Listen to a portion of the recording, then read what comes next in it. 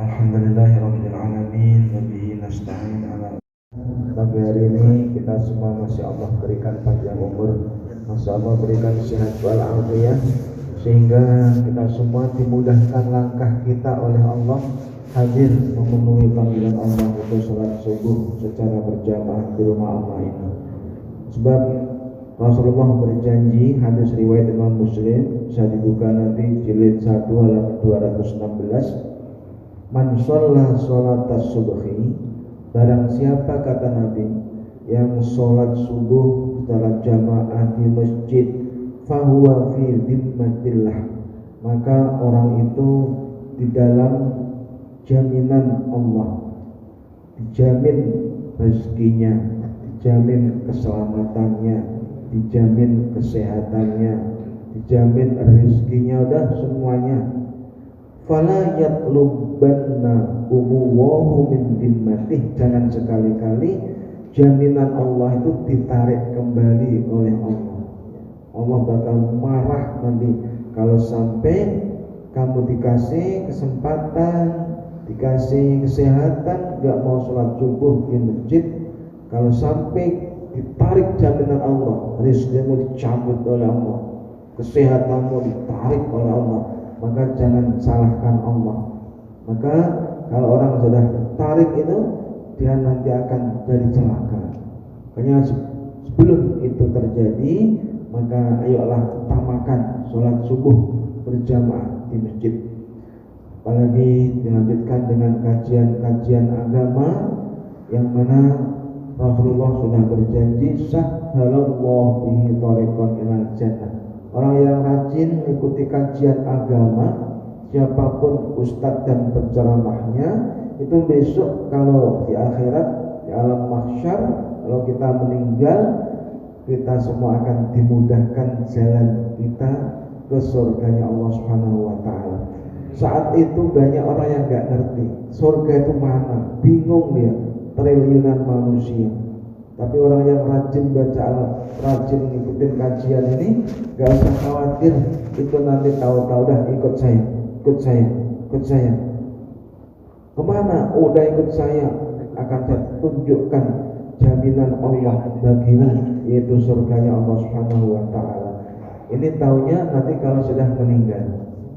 Kayaknya bapak ibu kalau nggak percaya silahkan mati dulu, ya, baru ada saya. Benar ya.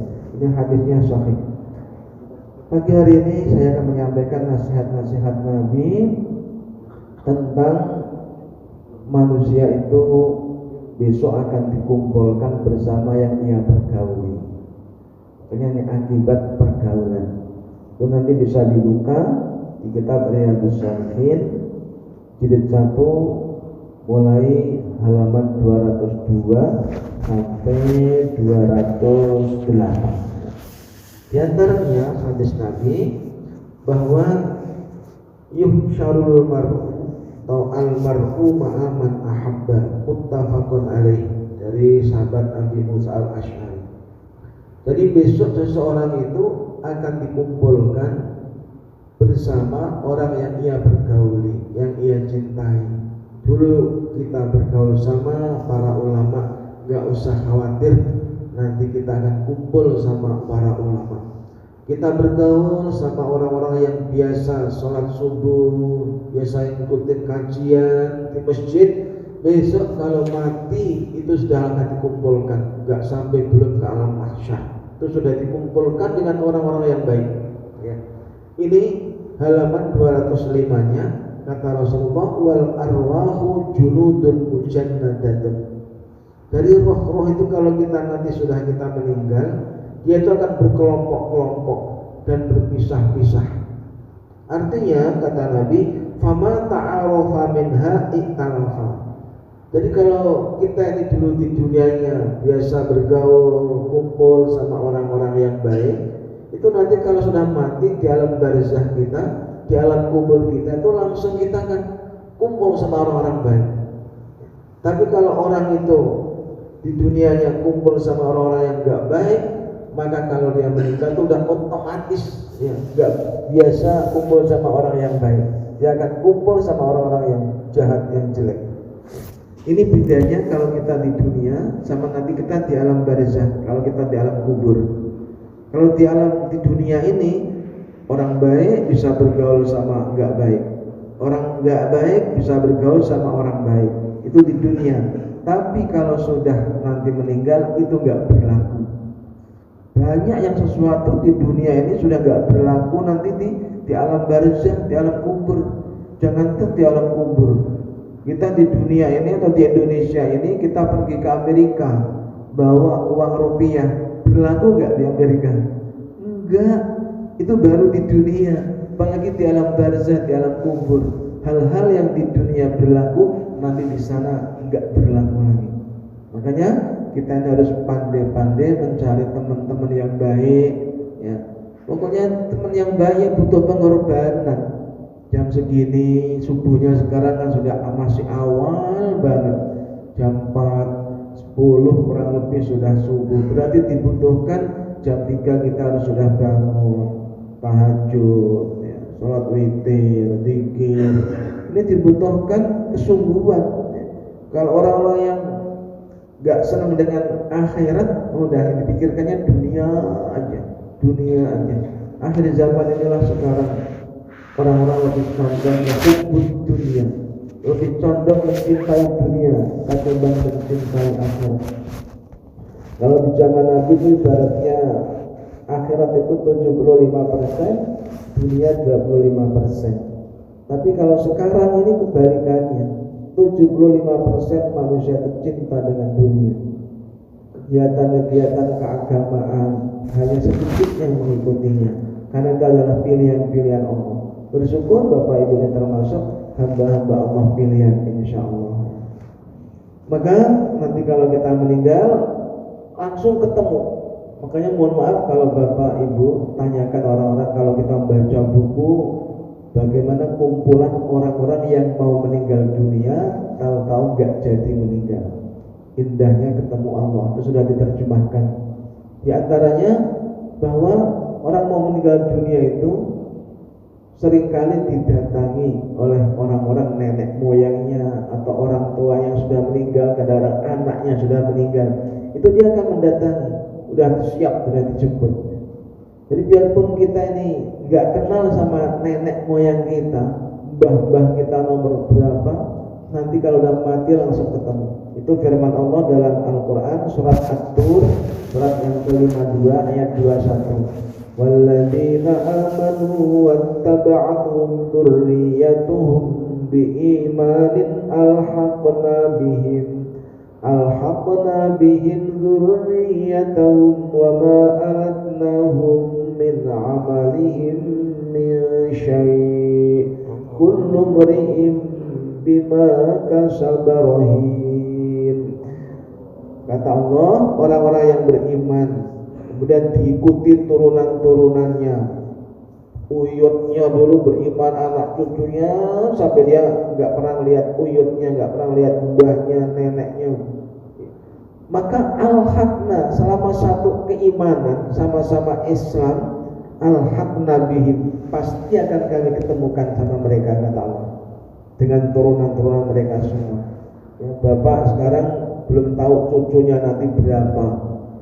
Udah anak-anak, ternyata cucunya ada 20. Bapak belum pernah lihat cucunya. Nanti kalau sudah meninggal tuh langsung ditemukan. Ini loh, saya cucumu Kong, ini saya cucumu Kek, ini nomor sekian. Nanti dia akan langsung ketemu. Wah, betapa senangnya. Tidak kami kurangi sedikit pun dari amal kebaikannya, tidak. Maka seseorang itu semuanya akan tergantung daripada apa yang ia kerjakan. Kalau di dunianya kerjaannya kumpul sama orang baik, gak usah khawatir, ya, gak usah khawatir. Maka kalau di hadis ini Rasulullah menggambarkan, hadisnya Bukhari Muslim, sahih banget, halaman 203, hadis nomor 4, dari Abu Musa al-Ash'ari, anna Nabi sallallahu alaihi wasallam qala, innama masalul jali'is salih, innama masalul jalisis salihi, sesungguhnya perumpamaannya orang yang bergaul sama orang soleh, bergaul sama orang baik, bergaul sama orang yang ahli ibadah, Wajalisi su'i, dan bergaul sama orang yang tidak baik, itu perumpamaannya kalau yang bergaul sama orang baik itu seperti kahamilil miski, seperti orang yang bergaul sama penjual parfum. Jadi kita pasti akan ketularan wangi baunya. Paling enggak kalau kita bisa beli apalagi, pasti akan wangi karena bergaul sama penjual parfum, ikut wangi. Tapi kalau bergaul sama orang enggak baik, kata Nabi, sama dengan bergaul wana fikil kiri, sama dengan orang bergaul sama tukang pandai, tukang besi maksudnya, yang tukang nggak bikin golok ya. Itu pasti dia nanti tukang kelas ya, dia pasti akan kena percikan api dari itu. Biarpun dia nggak kebakar, paling nggak dia akan kena percikan. Makanya kata Nabi, inilah kamu harus waspada. Dia bergaulnya sama orang baik, sama orang soleh, biarpun dia enggak soleh, rada soleh, rada enggak, besok akan digiring sama mereka. Yuhsyarul mar'u ma'aman ahabba, akan digiring, dikumpulkan nanti di alam mahsyar bersama orang-orang yang ia bergauli. Oleh sebab itu kalau dia bergaul sama orang yang tukang mabuk, orang tukang judi, orang yang nongkrong, dugem kerjanya, suatu saat nanti ditangkap karena Satpol PP, ikut ke kantor. Saya bukan orang mabuk Pak Satpol PP, saya orang baik, saya orang ahli tahajud. Udah ikut ke kantor, tetap digaruk naik semuanya, nanti urusan di kantor. Dia nggak percaya. Kamu bergaul sama orang lain nggak baik, mereka akan digaruk sama mereka. Maka disinilah kita mengambil pelajaran dari anjingnya Ashabul Kahfi. Ya, itu bisa Bapak kalau baca Al-Quran surat Al-Kahfi ayat 9. Am hasibta anna ashabal kahfi warraqimi kanu min ayatina ajaba. Apakah kamu ngira, kata Allah, bahwa penghuni kahfi orang-orang soleh, warraqimi, dan anjingnya Ashabul Kahfi namanya Raqim atau namanya Kitmir, itu adalah sebagian dari besar, bagian daripada tanda-tanda kebesaran kami. Itu sesuatu yang aneh? Tidak, ya, tidak aneh kalau ada anjing di dunia. Satu-satunya anjing yang masuk nanti di surga itu adalah anjingnya Ashabul Kahfi. Enggak aneh. Kenapa? Anjing itu bergaul terus sama orang soleh. Kemana saja orang soleh Ashabul Kahfi itu berada, anjing selalu bareng sama dia. Kalau Ashabul Kahfi berjalan, anjing di depan dari penunjuk jalan. Belum dilemparin raja balik, maka kena duluan anjing itu. Anjing masuk di dalam gua, orang-orang Ashabul Kahfi masuk di gua, maka anjing di luar gua jaga-jagain, bela-belain hamba Allah yang soleh. Maka tatkala nanti di akhirat dipanggil satu persatu Ashabul Kahfi, si fulan Ashabul Kahfi masuk surga, si fulan nomor 2 Ashabul Kahfi masuk surga, si fulan nomor 3 Ashabul Kahfi masuk surga. Sampai 7 anjing gak dipanggil-panggil. Anjing langsung protes, ya Allah, di mana letak keadilanmu? Kenapa anjing? Hambamu Ashabul Kahfi yang soleh itu di mana saja dia berada dulu di dunia, itu aku sama dia, ya Allah, gak pernah pisah. Susah dan sudahnya, senang maupun susahnya itu aku bareng sama dia. Kenapa sekarang mereka kau masukkan surga, aku enggak? Langsung instruksi Allah kepada malaikat, hai malaikatku, masukkan anjingnya Ashabul Kahfi ke surgaku berkat rahmatku dan berkat bergaulnya sama hambaku yang soleh.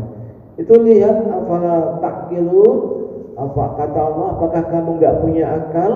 Binatang yang najis mughalladah bisa masuk surga gara-gara bergaul sama orang yang baik. Apa iya manusia enggak bisa masuk surga? Kalau sampai ada manusia enggak masuk surga, berarti kesalahan dia.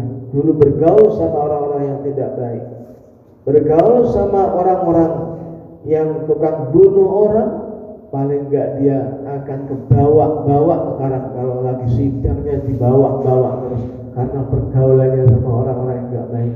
Bergaul sama orang-orang yang senang korupsi, maka dia akan kebawa-bawa nanti.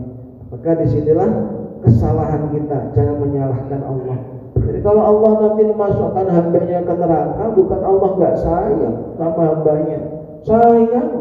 Tapi manusia itulah dia memilih jalan yang menuju ke neraka. Sedangkan di dunia ini kata Allah, wa hadainahun najdain. Manusia itu sudah kami kasih dua jalan. Ada jalan yang benar, ada jalan yang enggak benar, terserah kamu. Kalau itu kamu memilih jalan yang benar, konsekuensinya, karena tidak ada pilihan tanpa ada konsekuensi. Kalau kamu kepengen bergaul atau kepengen calon penghuni surga, konsekuensinya ya begini ini. Ada orang sama tidur, kamu sudah ke masjid, sudah tahajud.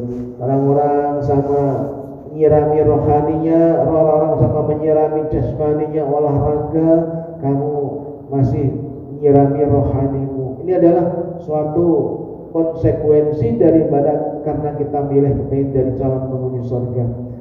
Tapi mereka memilih calon penghuni neraka, ya silahkan menurutin hawa nafsumu. Bapak Ibu yang berbahagia, sampai-sampai Rasulullah itu kalau sama sahabat-sahabat, sampai yang kalau nggak ngerti, nggak kenal Rasulullah, nggak tahu ini orang miskin sama Rasulullah nggak ada bedanya. Rasulullah tuh senang bergaul sama orang wong cilik, orang fakir miskin, termasuk budak. Ya, itu di halaman 202. Kita tahu bahwa ayahnya Rasulullah, Abdullah, itu adalah putranya Abdul Muttalib. Saat meninggal itu Rasulullah masih dalam kandungan, yaitu meninggalkan warisan 5 ekor unta, beberapa ekor kambing, dan meninggalkan budak namanya Ummu Aiman. Jadi Rasulullah belum lahir itu sudah punya budak Ummu Aiman bapaknya. Inilah budak warisan daripada ayahnya Rasulullah.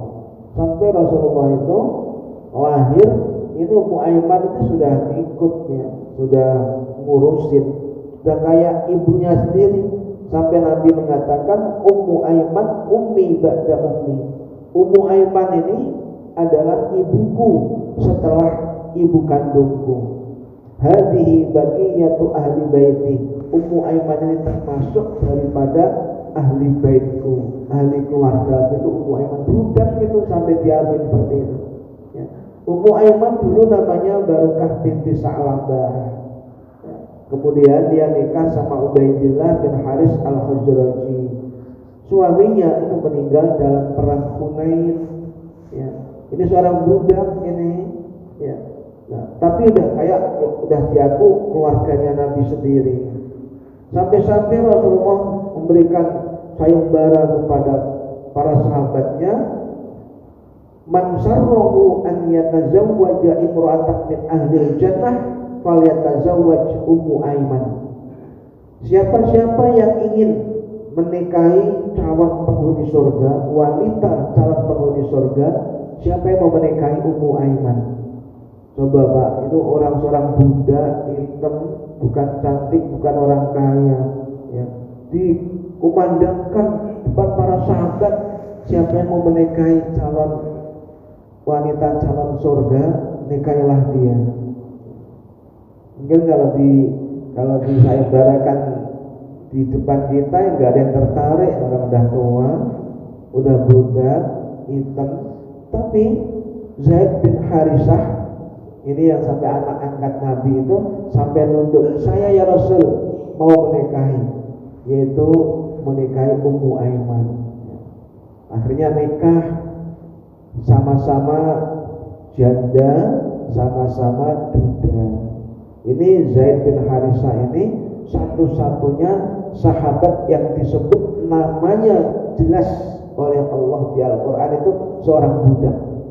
Bukan Abu Bakar, bukan Umar, bukan Utsman, bukan sahabat-sahabat yang lain. Ya, itu dalam surat Al-Ahzab ayat 37, surat yang ke-33. Falamma qada Zaidum minha, Zaid, ya, wa taran zawwajnakaha likay la yakuna 'alal mu'minina haraj. Jadi tatkala Zaid ini telah menyelesaikan masa iddahnya istrinya, jadi ceritanya Zaid ini sampai dikenal para sahabat dan orang-orang kafir Quraisy, Zaid itu anaknya Muhammad. Oh, itu anak Muhammad. Dengan itu bukan anak kandung, hanya anak angkat budak.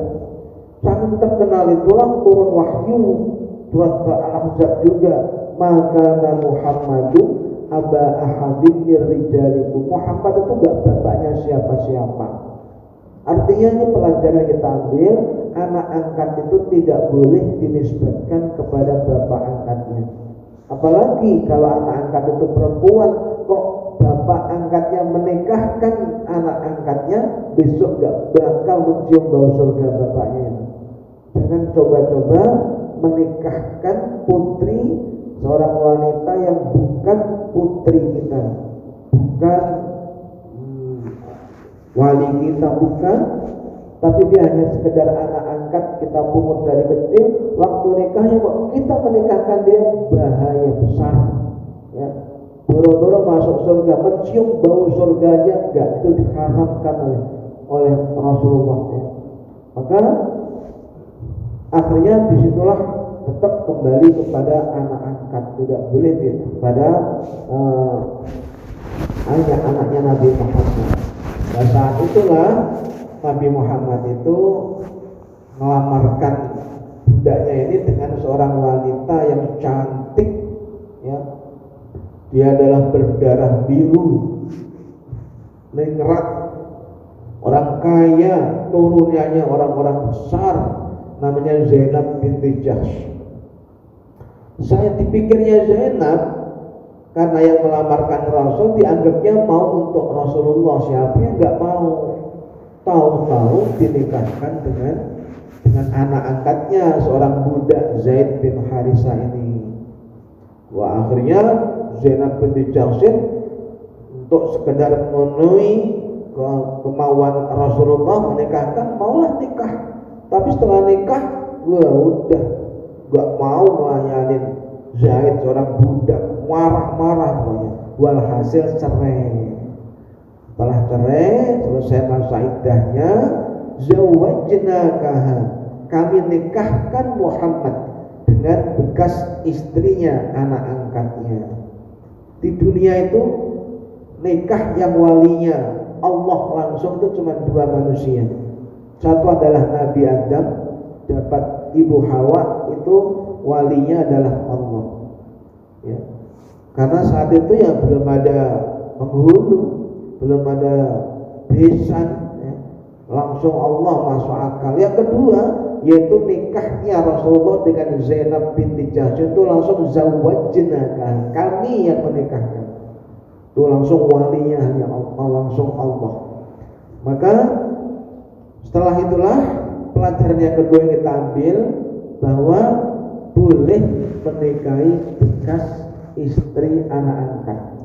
Itu diperintahkan oleh Allah, Nabi menikahi dia itu dari pelajaran untuk umatnya, boleh menikahi bekas istri anak angkat.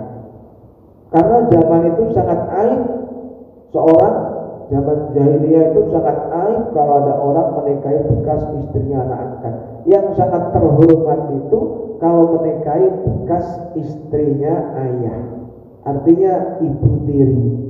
Itu dapat penghargaan zaman jahiliyah, mulia martabatnya. Tapi Allah turunkan wahyu, wala tankihu ma nakaha abaukum minan nisa'i illa ma qad salaf. Jangan sekali-kali kau menikahi bekas istrinya ayahmu ya. Itu dilarang. Jadi apa itu beda banget. Maka inilah ceritanya Zaid bin Harisah sampai punya anak namanya Usamah.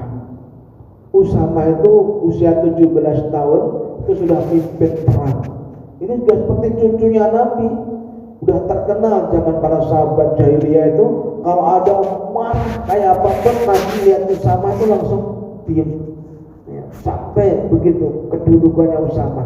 Sampai ada setiap orang, ada seorang wanita itu adalah orang kaya, orang ningrat, kemudian dia mencuri. Setelah mencuri pasti akan dipotong. Geger itu orang-orang jahiliyah. Waduh, ini gawat ini. Udah gini aja, kita nemuin Usama aja biar lobby sama Rasulullah. Biasanya tuh kalau Usama ngomong sama Rasulullah tuh selalu diterima, karena namanya cucu ya, cucu angkat, udah kayak cucu sendiri. Apalagi cucunya sendiri, bapak merasakan udah cucu lah, udah sibuk kayak apapun, enggak, pokoknya enggak ada istilah Masya Allah. Kalau ngemplang anaknya bisa, tapi kalau ngemplang cucunya bahkan berantem sama bapaknya, sama maknya, kakeknya. Itu kalau cucu ya. Bapak udah punya cucu belum nih? Saya sudah punya cucu satu ya. Makanya ini Nabi juga gitu sama Usama. Sampai akhirnya ngelobi ya Rasul, ini jangan dipotong. Ini orang kaya, ini orang ningrat, ini orang pokoknya orang gedean. Langsung Rasulullah kali itulah marah besar ya.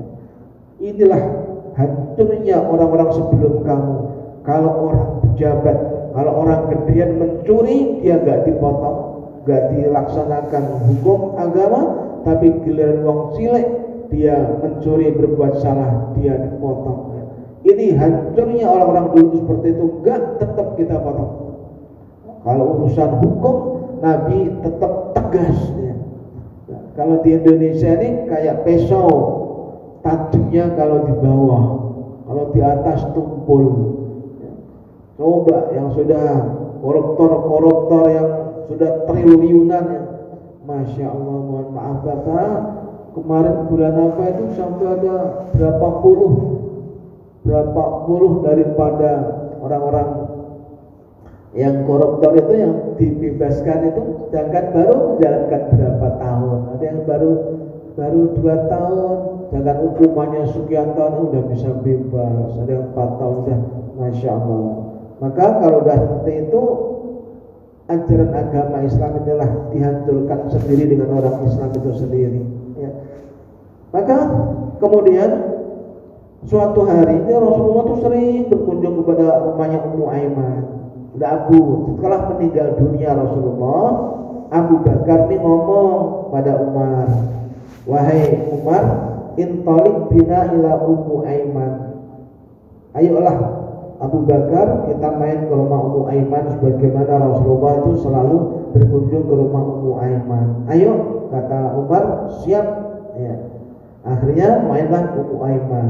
Falamman tahayya ilaiha bakat.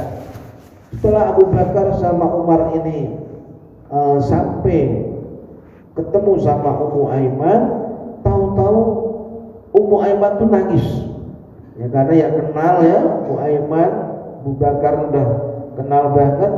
Kemudian setelah nangis, apa yang dikatakan oleh Abu Bakar kepada Ummu Aiman sama Umar, kenapa kamu nangis? Faqala laha ma yubkiki. Apa yang membuat kamu nangis wahai Ummu Aiman? Rasulullah itu gak usah kau pikirin. Rasulullah itu derajatnya sudah lebih tinggi dan mulia dan enak ya. Kenapa kamu harus nangis? Tangiskan. Faqalat, wahai Abu Bakar, Umar, inni la abki anni la a'lamu annama indallahi khairun li Rasulillah.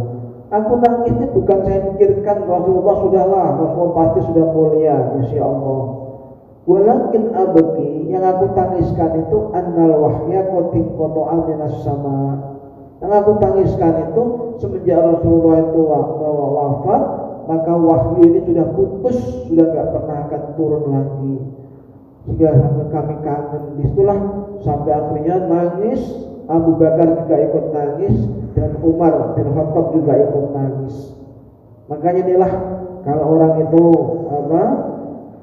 pernah bisa nangis di hadapan Allah, ada 2 mata, yang mata itu apabila pernah nangis karena takut kepada Allah, maka dia akan terbebas dari azab api neraka. Makanya ini kalau kita Kadang-kadang malam-malam, ya Allah, kenapa dosa saya banyak masa dulu, ya Allah. Kita nangis, udah jadi saksi di hadapan Allah. Ya. Makanya kadang-kadang imam di Masjidil Haram, Masjid Nabawi, cuma baca Fatihah aja udah nangis. Iyyaka na'budu wa iyyaka nasta'in. Nangis, ya Allah. Hanya kepadamu lah kami mengabdi. Jangan sampai, ya Allah, kalau selama ini saya pernah mengabdi kepada manusia-manusia, kami lebih taat, lebih patuh sama manusia ketimbang mengabdi patuh kepadamu. Dia nangis merenungkan bacaannya. Masya Allah. Kayaknya Ummu Aiman ini, Rasulullah itu kalau sama Ummu Aiman, dan Ummu Aiman sama Rasulullah itu berani banget gitu sama Rasulullah, karena namanya pembantu mulai kecil, mulai belum lahir. Sama juga kalau sekarang punya pembantu yang sudah lama, anak-anak masih bocah, masih orang, sampai anak-anak udah gede, itu biasa pembantu itu kayak ngelonjak gitu, kayak berani. Itu di zaman Rasulullah juga Ummu Aiman pernah gitu. Ya Rasul, kata Ummu Aiman, sekali-kali aku ajak pergi aja sama engkau ya Rasul. Aku ajak pergi bareng engkau sama Rasul, ya Rasul. Jadi kepingin diajak jalan-jalan Ummu Aiman itu sama dengan Nabi, ya. Itu kan kebanggaan tuh. Apa kata Nabi? Ya udah Ummu Aiman, nanti kamu saya ajak naik anak unta ya. Ya, kok anak unta ya Rasul? Ummu Aiman diajak bercanda nggak paham dia. Lah kok saya naik anak unta gimana nanti ya Rasul? Anak unta saya naikin, mana bisa? Wahai Ummu Aiman, namanya unta itu ya anaknya unta. Paham maksudnya Bapak? Maksud unta anaknya sapi, unta anaknya kuda, ya nggak mungkin. Maksudnya ini adalah bercandanya Nabi sama pembantunya atau sama, mohon maaf, sama budaknya, itu seperti itu. Ya. Makanya kalau Bapak Ibu ketemu di toko buku bercanda gurunya Rasulullah, itu beli itu tipis murah, tapi Bapak akan tersenyum sendiri. Tapi kalau bercanda itu nggak menyakitin orang, nggak bohongin orang, tapi Nabi itu benar-benar luar biasa ya. Kayak pernah ada nenek-nenek, ya Rasul, apakah di surga itu ada orang seperti saya? Wah, nggak ada di surga orang seperti nenek. Nangis tuh nenek, nangis, setelah nangis ditanya, kenapa engkau nangis nek? Nah iya kata Rasul, di surga nggak ada orang seperti saya. Wahai nek, ketahuilah di surga itu wanita itu masih muda-muda, umurnya antara 20 sampai 30 tahun. Ya, 25. Maka tidak ada di surga itu orang kayak nenek udah tua-tua, itu nggak ada nek. Bukan berarti nenek nggak masuk surga. Langsung neneknya habis nangis langsung bisa ketawa. Nah, inilah diantaranya bercanda gurunya Nabi, termasuk Ummu Aiman. Ummu Aiman ini tatkala perang, ya perang Uhud, ya. Maka itu langsung memberikan spirit seperti Rasulullah. Sabatang mau akbabakum, kata Nabi, semoga Allah akan mengkokohkan pendirikan. Ayo kita semangat. Nah, Ummu Aiman itu ikut-ikutan. Mestinya kan kalau sabata itu pakai tak, ya pakai sak, ada tak titiknya 3, itu namanya sak.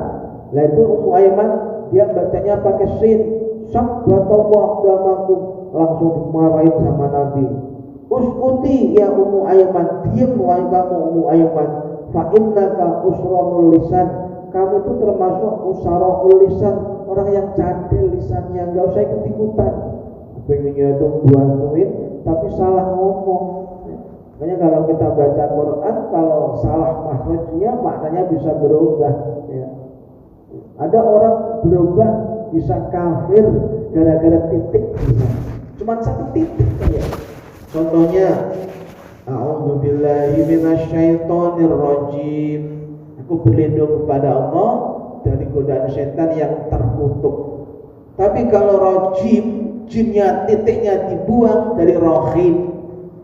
Aku berlindung kepada Allah dari setan yang maha pengasih. Apa enggak langsung kufur kita ya? Makanya termasuk Bismillahirrahmanirrahim diganti, ada titiknya, salah nulis Bismillahirrahmanirrahim, parah langsung maknanya gara-gara titik. Makanya ada seorang tabib, pasiennya mati gara-gara titik. Waktu nulis resepnya itu disuruh makan yaitu habbatus sauda. Habbatus sauda, kalau habbat itu artinya jinten, biji hitam ya. Kalau habbah itu ditulis hayyah, titiknya 2. Kalau hayyah artinya ular hitam. Kalau itu baca disuruh makan ular hitam, nyari ular hitam, dicacah-cacah, dimakan langsung mati ini pasiennya gara-gara titik. Makanya kalau kita baca Al-Quran harus yang fasih, yang benar, harus pakai guru. Jangan sampai kita beletak baca sendiri, bahaya. Seperti azaban alima, siksa yang pedih ya. Kalau azaban alima bukan pedih tapi siksa maha tahu ya. Alim, ain sama a itu beda. Inilah diantaranya Ummu Aiman itu agak cadel kalau ngucapin huruf. Bapak Ibu yang berbahagia, kemudian nasihat Nabi dalam kitab ini,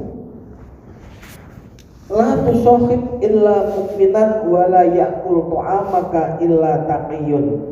Hadis riwayat Abu Dawud Tirmidzi dari Abu Sa'id Al-Khudri.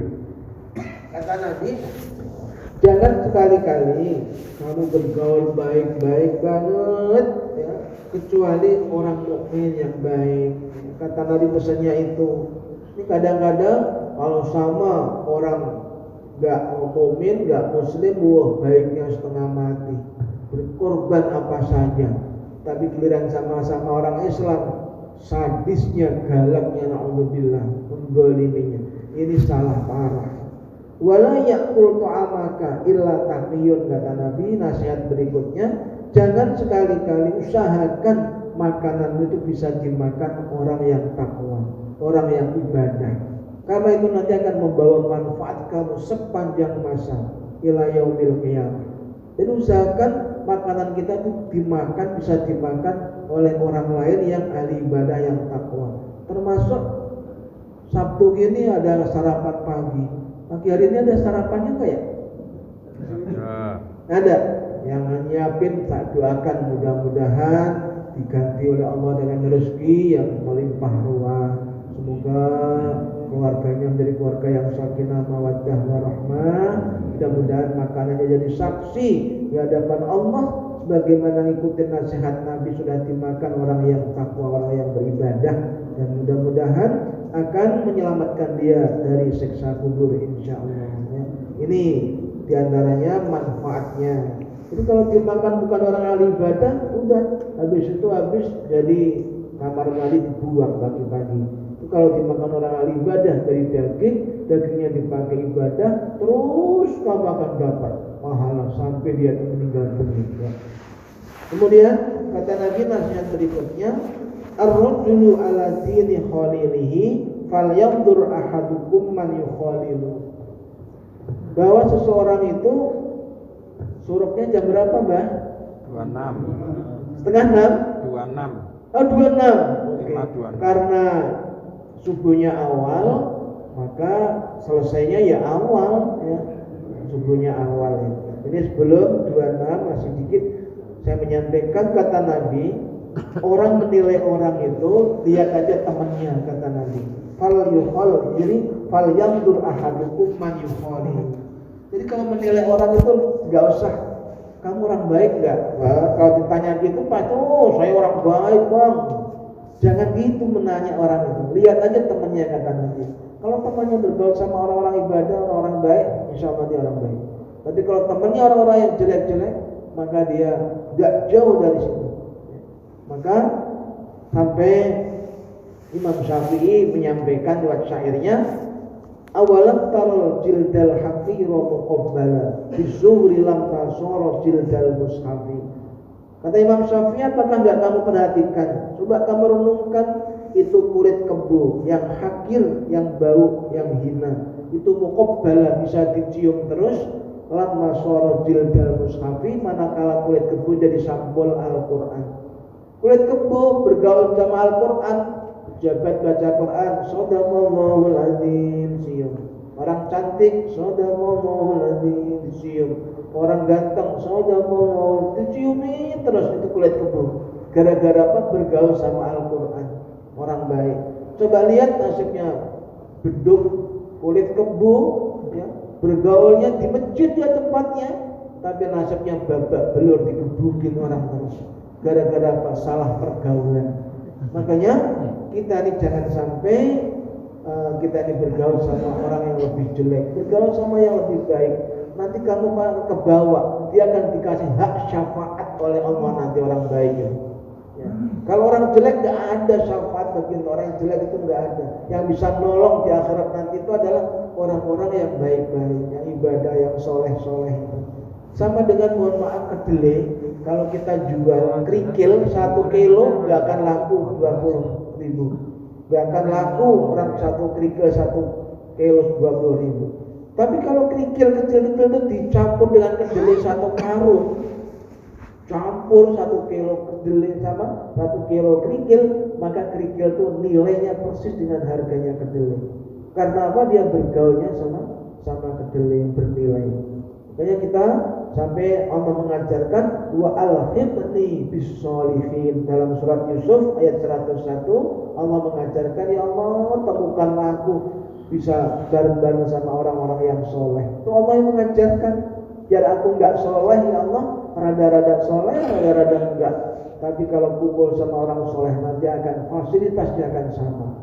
Inilah nasihat daripada Rasulullah. Sampai suatu hari Malaikat Jibril itu sampai ditegur oleh Rasulullah. Ya. Mungkin Rasulullah namanya manusia biasa, nggak ngerti semuanya apa yang terjadi di sana. Jibril itu lama nggak ketemu. Kita tahu tatkala Iqra turun pertama kali wahyu itu kurang lebih hampir 2 tahun itu nggak ada wahyu turun. Turun baru 2 tahun itu adalah yaitu surat Ad-Duha. Wadduha wal laili idza saja ma wadda'aka rabbuka wa ma qala. Saat itu tuh terkenal orang-orang kafir, Muhammad ditinggalin Tuhannya. Sekarang enggak ada turun wahyu lagi. Dia dicuekin sama Tuhannya. Turun wahyu, ma wadda'aka rabbuka wa ma qala. Tuhanmu enggak nyuekin kamu Muhammad, enggak ninggalin kamu, enggak. Nabi baru semangat, seneng lagi. Saat itu sedih di luar sana dikatain macam-macam Nabi Muhammad. Jadi Nabi negur. Qala Nabi li Jibril. Nabi berkata kepada Jibril, "Ma yamna'uka an tazuruna aktsara mimma tazuruna?" Jibril, kenapa sih kamu enggak banyak-banyak berkunjung nemuin aku? Saya pengen ketemu sama kamu terus itu loh Jibril. Ya, seperti kita, Nabi dianggapnya kayak sahabat-sahabat gitu, kepengen ketemu. Nabi sering ketemu pada siapapun, Nabi bisa nemuin. Ya Jibril ini gitu kan Nabi, kamu kenapa sih kok lama nggak sering ketemu sama saya? Langsung wama, jawabnya Jibril, wama natanazzalu illa bi amri rabbik lahu ma baina aydina wa ma khalfana wa ma baina dzalik. Ayat ini turun, pertanyaannya Nabi itu, wahai Muhammad, kami tuh nggak bisa turun nemuin kamu kecuali dengan perintahnya Tuhanmu. Jadi kalau aku nggak diperintah Allah, aku nggak bisa nemuin kamu.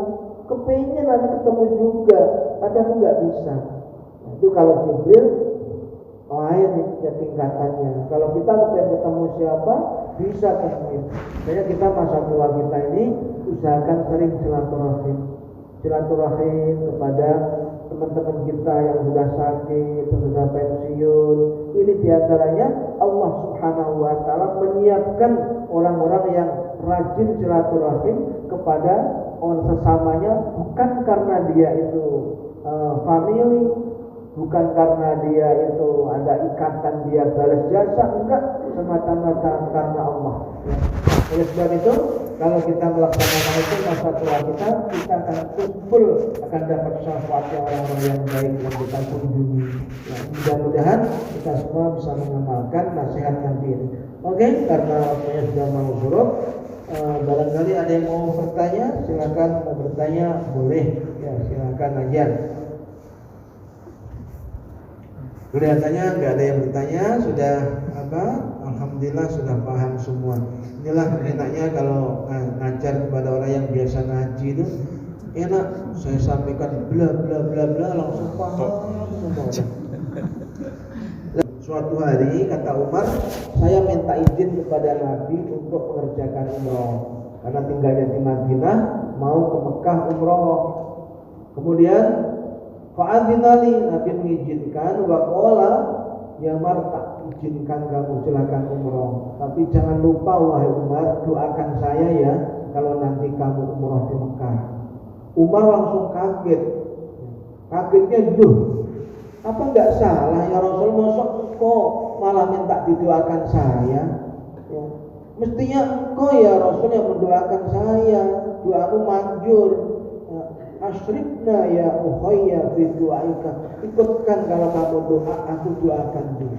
Itu diantaranya langsung Nabi mengatakan, istaghfir minan nasi min du'ail khairi, wahai Umar, perbanyaklah kamu minta doanya orang lain, karena li'annal abda la ya'rifu la yadri ala lisani man yustajabu wa yurham. Seorang hamba itu enggak tahu wahai Umar, mulut siapa yang menyebabkan Allah itu akan merahmati, turunnya rahmat dan didoakannya itu diterima, doanya diterima oleh Allah. Kita tuh enggak tahu. Ini kalau Nabi aja minta didoakan, maka kita setiap orang ketemu orang, doakan saya ya, doakan saya, terus doakan minta. Karena kita nggak ngerti, mulutnya orang kelihatannya orangnya preman, tapi diantaranya dia justru malah mustajab doanya. Itu di halaman 206, yaitu Uwais Al-Qarni. Uwais Al-Qarni itu semua orang sudah menganggap dia adalah orang nggak berarti, tapi nggak taunya waktu ucapannya dia tuh mustajab, dikabulkan oleh Allah. Sampai Nabi Muhammad itu berpesan, kalau nanti Anda ketemu Uwais Al-Qarni, mintakan doakan dia. Doakan dia, suruh minta doa dari dia. Kenapa ya Rasul? Ucapannya itu gak ada tameng di hadapan Allah, mustajab. Zaman Abu Bakar Siddiq dicari gak ketemu Uwais Al-Qarni. Akhirnya ketemu di zaman Umar bin Khattab. Pokoknya tandanya dia ada belangnya sedikit di tangannya. Semua Uwais dikumpulkan semua sampai akhirnya Umar itu ketemu. Apakah Anda namanya Uwais Al-Qarni? Iya. Kenapa kawan Anda mencari saya? Aku menyampaikan salam dari Rasulullah bahwa ucapanmu itu adalah dikabulkan semua oleh Allah. Doakan saya. Sudah nyari Umar dari zaman Abu Bakar, enggak ketemu. Ternyata tandanya kata Nabi ini, inna rajulan ya'tikum minal yamani yuqalu lahu Uwais. Kata Nabi, nanti akan datang di antara kamu, yaitu namanya Uwais Al-Qarni dari Yaman. La yada'u bil yamani wa ummin lahu. Jadi tandanya qad kana bi bayadun, ada putihnya, belang putihnya. Maka kamu minta didoakan sama dia ya. Sebesar dirham atau dirham itu putihnya tandanya. Faman laqiyahu minkum, siapa yang ketemu sama dia, fal yastaghfir lakum, minta doakan untuk kamu. Akhirnya dikatakan oleh Nabi lagi, inna khairat tabi'in, sebaik-baik muridnya sahabat para tabi'in adalah rajulun yuqalu lahu Uwais, yaitu orang yang bernama Uwais. Walahu walidatun wa kana bihi bayadun famuruhu falyastaghfir lakum. Artinya kenapa dia doanya sampai manjur seperti itu? Kata Nabi, dia itu punya ibu, dia begitu taatnya, begitu baktinya sama ibunya sampai diabadikan oleh Allah Subhanahu wa taala, dan dia ucapannya itu terkabul ucapannya. Makanya inilah, mudah-mudahan kita semua yang masih punya orang tua juga silaturahim, sering silaturahim. Bapak Ibu kita jangan kita tinggalin. Semoga kita akan dapat ampunan dari Allah, ucapan kita, doa kita akan dijabah oleh Allah gara-gara baktimu kepada kedua orang tua. Dari kami saya cukupkan sekian, dan tutup dengan doa kafaratul majelis. Subhanakallahumma wa bihamdika, asyhadu an la ilaha illa anta, astaghfiruka wa atubu ilaik. Assalamualaikum warahmatullahi wabarakatuh.